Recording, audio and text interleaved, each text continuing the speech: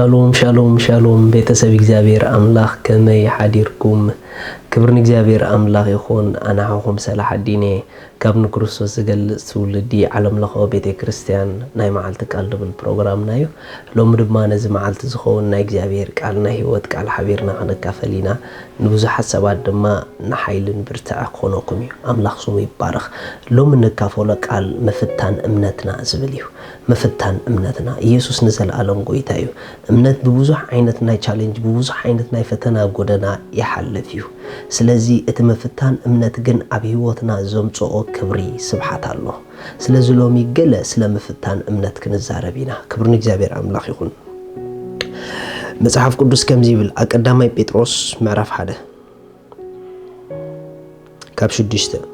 እቲ መፍታን እምነትኩም ብምግሃድ ኢየሱስ ክርስቶስ ንምስጋናን ስብሓትን ክብርን በሓዊ ካብ ዝኹላ ሓላፍ ወርቂ ኣዝዩ ከቢሩ ምእንቲ ክርከብ እንተ ኣድለየ ሕጂ ብብዙሕ ዓይነቱ ፈተና ምስ ጎሄኹም ብኡ ድማ ክትሕጎሱ ኢኹም ሃሌሉያ ሪኹም እቲ መፍታን እምነትኩም ብምግሃድ ኢሉ አይገርመኩምን ብምግሃድ ኢየሱስ ክርስቶስ ንኣምላኽ ስብሓትን ክብርን ካብቲ ክቡር በሓዊ ሓሊፉ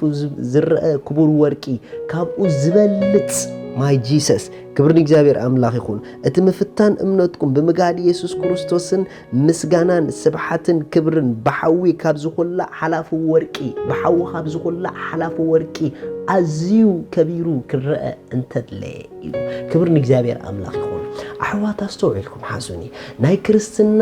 ህይወት ናይ እምነት ህይወት እዩ ማንም ክርስቲያን ነታኣትይዎ ዘሎ ናይ ሓድሽ ፍጥረት ህይወት በእምነት ንኽነብሮ ብመንፈስ ዝተዋሃቦ እምነት ኣለዎ ነፍስ ወከፍና ዳግም ዝተወለድና በመንፈስ ቅዱስ በእምነት ኢና ተወሊድና ነዚ ዳግም ዝተወለድናሉ ህይወት ድማ በእምነት ኢና ንነብሮ በእምነት ክንነብሮ ኾለና ግን እምነትና በብዙሕ ዓይነት ፈተናታት ክንሓልፍ ንኽእል ኢና በብዙሕ ዓይነት ዝቃወሙና ንፋሳት ክንሓልፍ ንኽእል ኢና ማለት ከምቲ ቃሉ ኢኹም ዝብሎን ከምቲ ቃሉ ኢኻ ዝብለካን ኢኽ ዝብለክን ኣለክ ዝብለክን ኣለካ ዝብለካን ህይወት ኩነታት ዓለም ግን ኣይኮነን ክትብለካ ትኽእል እያ ከም ኢኮነን ተሓቂ ዝብሉ ኩነታት ክመጹኻ ይኽእሉ እዮም አንጻር እትስኻ ኣሚንካዮ ዘለኻ አንጻር ናቱ ዝኾነ ሲትዌሽን ኣብ ህይወትካ ከጋጥመካ ይኽእል እዩ አንጻር ተኣሚንክዮ ዘለኺ አንጻር ናቱ ዝኾኑ ኣብ ህይወት ንፋሳት ክትርኢ ትኽእል ኢኺ ነገር ግን በዞም ኩሎም ንፋሳት እምነትኪ ኣብቲ ትኽክለኛ ዝኣመንክዮ ቃል ጸኒዑ ንኹሎም ተንፈተና ክሓልፎም ከሎ ንእግዚአብሔር ስብሓትን ክብርን ይዕዝዝ እዩ ኣብቲ ፈተና ናይ እምነትና ዝገሃድ ነገር ኣሎ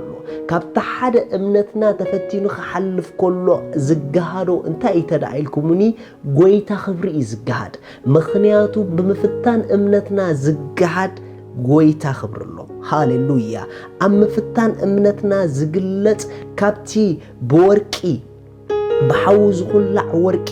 ኣዝዩ ዝኸበረ ህይወት ኣዝዩ ዝበለጸ ህይወት ንኣምላኽ ስብሓትን ክብርን ዘምጽእ ህይወት ይግለጽ እዩ እምነት ኩሉ ግዜ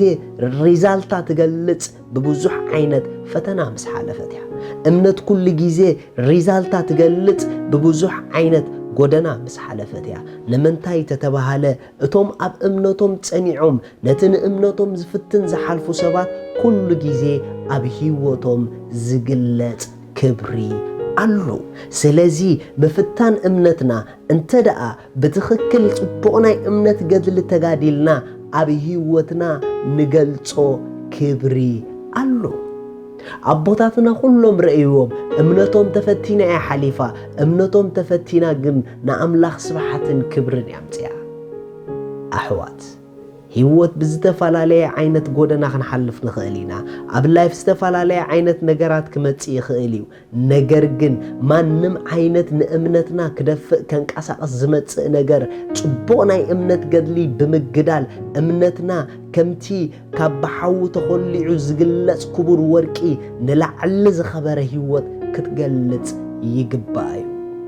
ከምቲ ኣብ ጊዜ ሰላም ሃሌሉያ እንብል ነገር ክቀያየር ከሎ ሃሌሉያ ዝብል እምነት ኣባና ክንቀሳቐስ ኣለዎ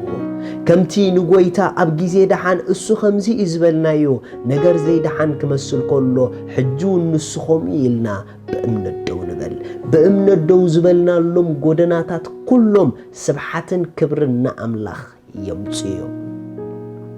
ኢየሱስ ጎይታ እዩ አብርሃም እምነቱ ተፈቲናያ እምነቱ ተፈቲና ግን ንጽድቅ ኾይኑ ተቆጽሩሉ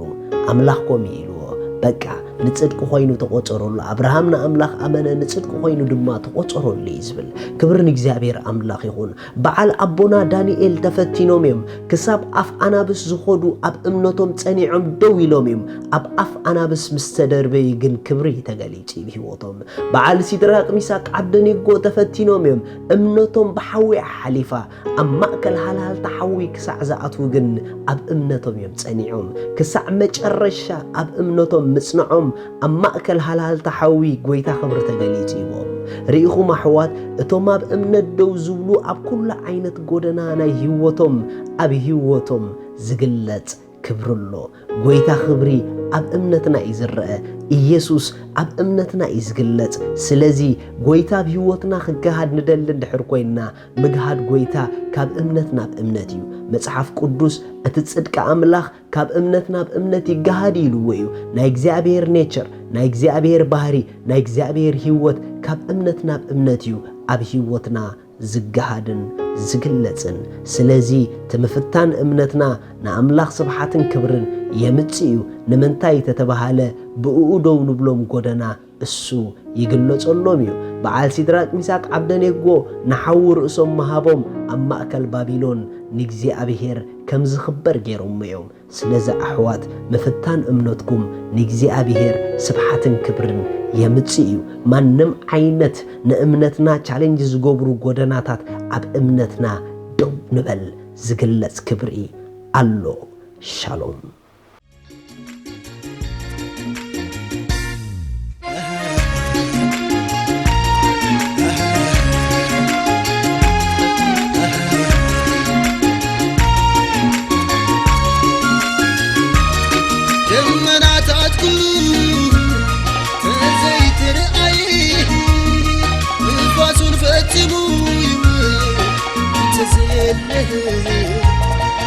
Let's go down, good day you are.